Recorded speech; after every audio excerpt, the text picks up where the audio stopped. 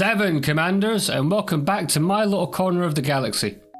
Today, we're going to be addressing something that I think Frontier themselves could have done with the game, or could have done with Odyssey, and hopefully one day they might. Commanders, welcome to my video on how I would fix, or rather how I would change, Elite Dangerous Odyssey, and make it something that players want to play, and from Frontier's perspective, and very importantly, actually want to upgrade to. Let me first say off the bat that this will not be a jokey, silly, mess around video with fart noises and boob jokes and things of that nature. There is a time and a place for things like that, and I would like this video to be taken seriously. So this is just me, Dave, talking to you normally as a player and as a fan of Elite Dangerous. Now in this video I'm going to be addressing various things that I would do with the game. However, I will not be addressing bugs or the UI in any great detail, if at all really. I want to focus more on in-game mechanics and how to make it all just that much more enjoyable and turn it into an actual expansion. Now, first let me state that I'm not a game designer, and also that FDev may well have some really cool plans in the works for Odyssey. But if you do like this idea, FDev, I am looking for work, so hit me up. I'm not going to address the planet tech things or the lighting in this video either. They stated that in last night's stream that we're not seeing what we're meant to be seeing, we're not seeing what they hoped we'd be seeing. My original plan was to actually revert the planet tech back to Horizons, but let's leave the rest of this video on the fact that the planet tech actually gets fixed and looks awesome. Now, first I want to address Powerplay. I'll be referring to Powerplay as factions from now on, so please do not get that confused with the major and minor factions that are already in the game. I would have it as an in-game mechanic that you must align to a Powerplay faction, but make it something that brings pride. So, you've picked your Powerplay faction, you've got your boss, now what? Let's have the ground conflict zones and bases belong to that. Break the bubble apart, a bit like the pilot mentioned in his blow up the bubble video. Don't scatter them far enough that it makes it a pain in the backside to travel between them. Keep them close enough-ish, still together, say within, 10 jumps or something like that, from boundary to boundary. Now these settlements would act a bit like as they do now, but your missions would take you to other Powerplay zones to exact the wrath of your faction on the opposing factions. I would have team missions, where you must have a group of players with you. One must supply air support, another SRV support, and 1 or 2 more on foot. And you can even take this to larger group sizes as well. These would also be scalable, so that if you only have 2, you either get air or SRV support, but not both. You kind of have to pick your poison and go with what you have. I would have it so that the factions with the most aggression for that week get some form of reward, be it credits or materials from the boss. And when you first start the game as a new commander, you should be asked to choose which faction you wish to fight for. Give it a nice write-up of them all, etc. When you log in, you then get into your starter zone, which is now within your faction's territory. Now, I know that is far too weighted a choice for a new commander to make, so after a period of time, let's say 1 month or up to 1 month, they're given the option of a free change with no implications for switching Powerplay whatsoever. Completely free, no downside. We could take this even further, have the factions at all-out war, with a large-scale PvP system in neutral territories as well, where bases on the planets can be attacked and defended by players of all factions, and they can be taken and controlled, and the overall controlling faction, which would be the faction that's taken the most settlements on the planets that are actually within the system. You would have to take multiple settlements on multiple planets, and each settlement would actually provide points going to an accumulative total to allow it so that you can actually then take control of the system. By doing it as a points-based system, that would actually allow you to have various sizes of settlements as well, so you could have like really small ones for a minor amount of points, and you could have massive sprawling settlements, which obviously would be much harder to take over, much easier to defend. So obviously the person taking, or the faction taking over, would then get a greater amount of points just for taking over that settlement. So the controlling faction rules that system for 7 days, which provides benefits of discounted ships and modules, etc., plus bonus materials from farming, planets which are only accessible to the controlling faction to go and get exclusive materials. There's a lot that could be done with it and tied behind this. Now, after the first period of 24 hours, all other factions will receive a damage and healing bonus which stacks every 24 hours. And the controlling faction would have a debuff, which applies the opposite effect, until finally the system has a greater chance of a switch over to a new ruling faction. However, for some reason, if after 7 days the system hasn't switched, then the system resets completely and it all begins again. Make it something that if for some reason one faction is completely in control, which I will be addressing in a little bit, so that shouldn't hopefully be an issue.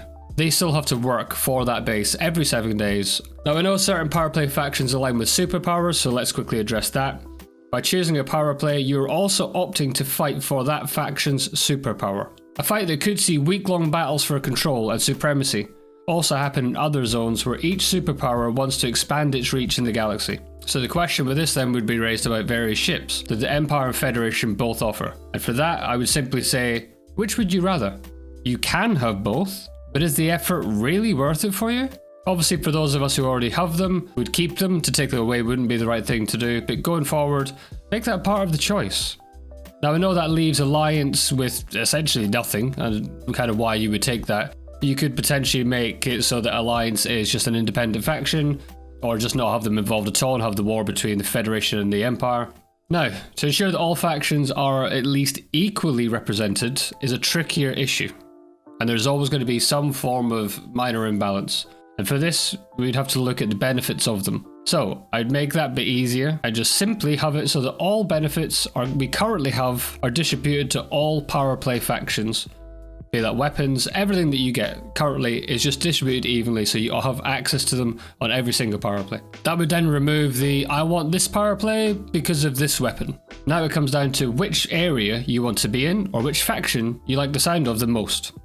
Obviously, Shinrata Dezhra, I always mispronounce that, would not be in controlled airspace whatsoever and would remain completely neutral area which can never be taken and would be used as a sanctuary for all players. Still locked behind the elite rep though, but a sanctuary for all players who've unlocked it.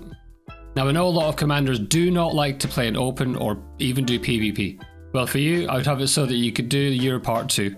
AI would replace the enemy players, but they wouldn't provide the same points level to go towards the system takeover total, which would obviously be an accumulated number, so you could actually still take part in it in private group and solo play without actually getting involved in the big grand melee in open PvP. Now you'd also be able to do missions to aid the war effort, like medevacs or supply missions, which would involve you in the fight for the bases and everything else, but not actually fighting, not actually taking part in the base combat. Wars are not always fought on the front line, commanders. Now, sometimes a faction will be the most dominant one, that's a given, and just rule everything due to player numbers. So I'd make it so that if that happens, players are given the option to switch over to another one via a quest line or just a simple switch. And also all other factions who are not the dominant ones would receive a buff to increase the amount of materials they get or extra credits from missions, etc. And this buff would be stronger for the lower factions or the lower populated factions and adjusted accordingly. And the buff would be big enough and give enough benefit to actually make players want to jump to it. Another thing you could do is just limit player numbers within each faction. This system works very well in World of Warcraft for war mode, so I would have it done that way so that should hopefully balance things out a little bit. Now, what would stop you from jumping from faction to faction? Well, the questline to do so would have a cooldown of 1 week, and the cost of entry would raise exponentially every time you jump to a different faction. However, after a certain period of time of not jumping, that would decay over time for say, I don't know, let's say 1 month to try and avoid you jumping from faction to faction to faction to faction. Add it into your reputation as well would take a hit just for being a traitor and leaving. So getting back into that same faction again would require some substantial work to regain the trust of your faction leaders and maybe a substantial donation of credits or materials, or maybe both. Now I know when it comes to the whole faction jumper thing, that's way harder to balance, but hopefully by utilizing this system, we would stop players jumping from the lower factions to the more dominant one by limiting player numbers so you can't actually get access, and hopefully stop that one being the most dominant one anyway, but it would also stop players jumping from faction to faction to faction to faction, just chasing the buff that you would get. So let's very, very quickly talk about weapons for a second, because I think this one should really be a given. But let's chat about it anyway. Clearly we should have attachments and be able to change attachments. Benefits of just not spraying and praying. weapon sway, etc. I would fix all of that.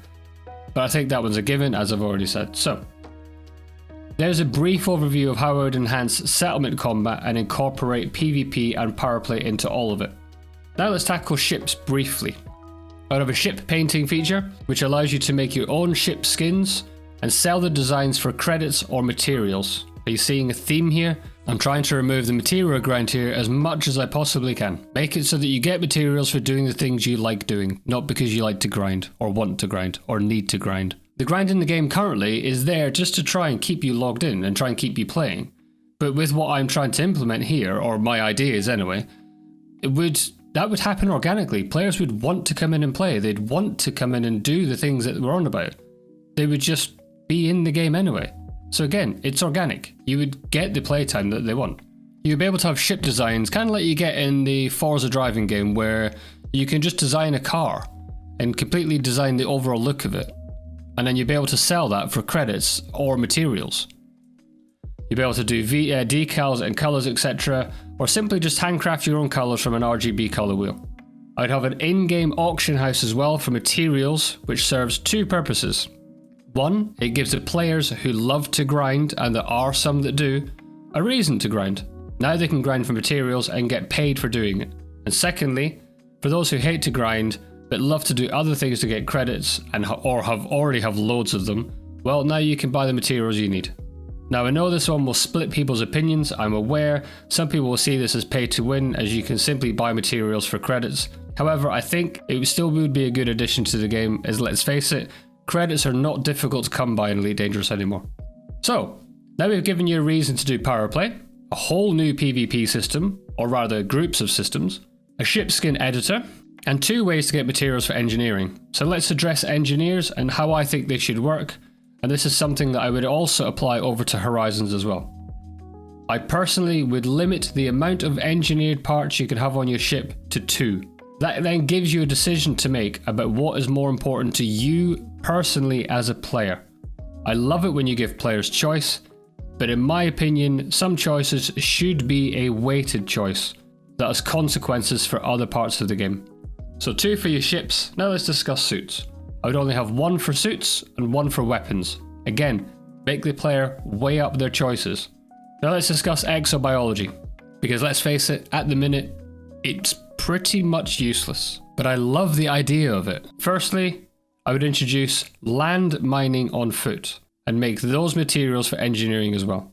Okay, let's now use these plants as well. Now, there are a few ways you could go here, but I'd use these in 1 or 2 ways probably. Either for some reason, have them be hand-ins for additional reputation for Powerplay, for science, as maybe over time your rep maybe declines through inactivity, which is maybe a bit lame. But you could also use it to boost your reputation when you first jump over to a new Powerplay faction, so you could do it that way. However, let's go slightly left field and introduce alchemy into the game.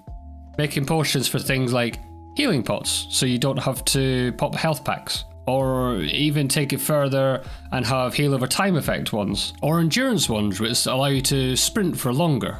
You get the point. Or it's take it even further and use alchemy to brew up potions for assassination missions.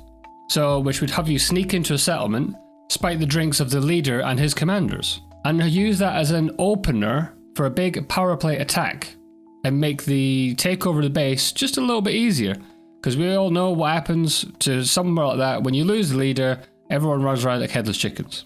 So you could take it that way as well.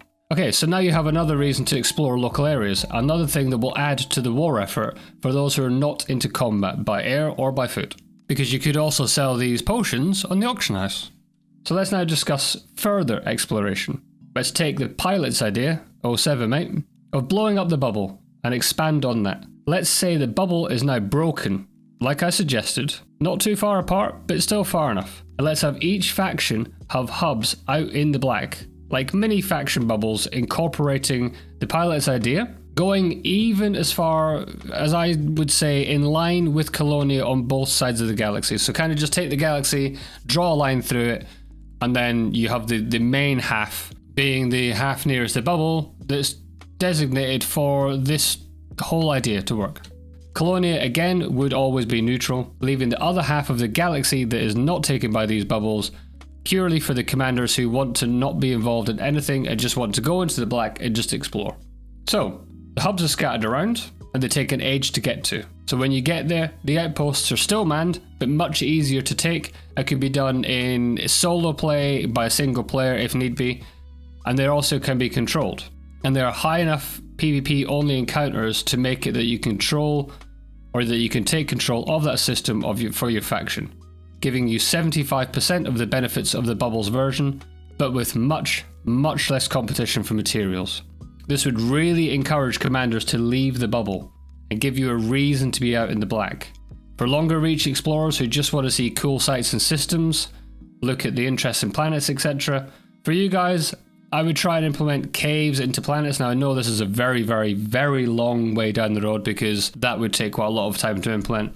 However, I would try and implement caves into planets, which show on its surface map as well. So it gives you a reason to actually go to that distant world, pun intended, that's 200,000 light seconds away from its star, just to go and see what it's like. At least now you know there's a cave there to go and explore. Okay, we cannot have Elite Dangerous without Thargoids, and there's a bit I would do here. The Thargoid war would ramp up on all fronts, base attacks on both station and ground attacks. But rather than hit and run, let's build a station back up sort of thing where you wake up one morning the stations have been hit and the Thargoids are nowhere to be found, I'd have them to continue to spawn in and attacking a series of stations, so it turns into an actual combat event. You could even periodically spawn in like a world boss sort of thing, which is like a bigger Thargoid, which takes far more commanders to take down. We always miss it and catch the aftermath. So let's allow the AX fighters to have their fun too.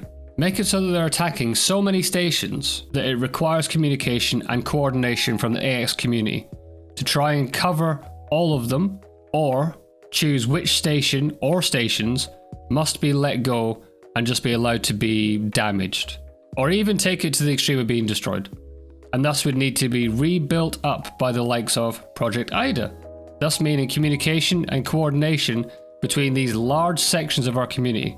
And it could also mean coordinating with your Powerplay enemies just to get the job done. Now let's get to bases. Let them attack neutral bases where all factions have to come together for the greater good in the AX fight. The battles could be immense, requiring air support, SRV support, on foot, even fleet carrier level support. And of course, as I said, ground support for Thargoids on foot. Now I'm not saying have Thargoid people running around, I just mean like have little mini versions floating around. You could do it that way. Now, a very good player by the name of Obi-Wan posted a really good comment on one of my videos saying that Thargoid engineers would be cool. And I can agree that we could use something like that, but I would have it a little bit more of a theft style system, I think. Because I don't see the Thargoids kind of crossing over and being allies with us anytime soon. So I would have it as a theft style system where you break into Thargoid settlement and steal the blueprints, kind of a bit like you do with Guardian tech. So another play or another angle to play with there. Though with no Guardians to fight, a use case for this currently escapes me, but it's something that could be explored. Let's address the lack of new ships. I'm aware that ship designs do take time, like literally everything I'm suggesting here. I mean, everything I'm suggesting here would take ages to implement. But I would add at least 3 to 5 more ships into the game. And you could even make them superior at helping with things in terms of the war effort, or purpose-built AX fighters, or something like that. Just make it tie into the ideas that I'm doing here. And maybe even more than 5 ships. Now while we're at it, obviously ship interiors would clearly need to be done. Now that is a hell of a long job, I know. Or at least the cockpit area, walkarounds, and the entry and exit of ships should be reworked so that it feels more engaging to get into your ship. You know, just seeing your player sit in the chair and get out of the chair would make such a big difference. Okay, so I think that's all that really needs to be said about ships at the minute. So let's talk on foot in stations. Something which I've found kind of underwhelming myself. So let's make it a bit more interesting. I don't think there's too much you can actually do here really. So rather than being one room with little rooms off it, let's say we use the roads going around the stations. We all see them when we fly in. I'm not saying drive around. However, use public transport sort of thing. Have your different areas be scattered around. It makes no sense to have it so that you use the auction house in the same location where you buy a ship. or you buy guns from just across the hall where you hand in plants for reputation. It doesn't really quite match the way it is. So I would do some of that. Have them scattered around. I'm not talking like 5-10 minute journeys between each one, but just something where you feel like you've got to travel. And lastly, but by no means least, VR. I would have full VR support even when on foot. Have it so that all commanders who want to play in VR are in full VR 100% of the time. I'm not saying use the VR controllers. I know some people would probably go for that. Personally, I don't see how that could work. There's too many controls going on. I know No Man's Sky did it, but it's not really... There's way too much going on in Elite Dangerous for that to work. So, there we have it, commanders. That's how I would fix, or rather how I would change Elite Dangerous Odyssey, which would obviously change the whole Elite Dangerous universe. Now, I've not addressed how this would actually be done from within Horizons, but a lot of it would still stand. Other than the ground-based combat zones, instead you could have Horizons players doing the medevac missions or supply missions for the ground-based elements, given they can't take part in that angle. But the rest of it should all be fairly easy to do in Horizons. I don't see any reason why it couldn't be. Well, not easy. Nothing I've said here is easy to do. This is just from me. As I said, I'm not a game designer. There will be loopholes in my ideas, I'm sure. But I just wanted to get a constructive video out there about changes, fundamental mechanical changes, that I think would make Odyssey a great expansion. Because that's what an expansion does. It expands on an existing game. And at the moment, Odyssey and Horizons feel like two different games. They feel like complete polar opposites. And Odyssey is really lacking in content to keep players engaged for a long period of time. So, how do you feel about my ideas? I know they're not exactly unique or groundbreaking, but I feel like they would tie in some of the things that we already have with some of the things that FDev would like us to do and wants us to do. And I think it ties them in quite nicely. So what would you implement? What would you do differently? Let me know in the comments below. So until next time, commanders, as usual, I've been Just Dave, reminding you fine people to stay elite and stay dangerous.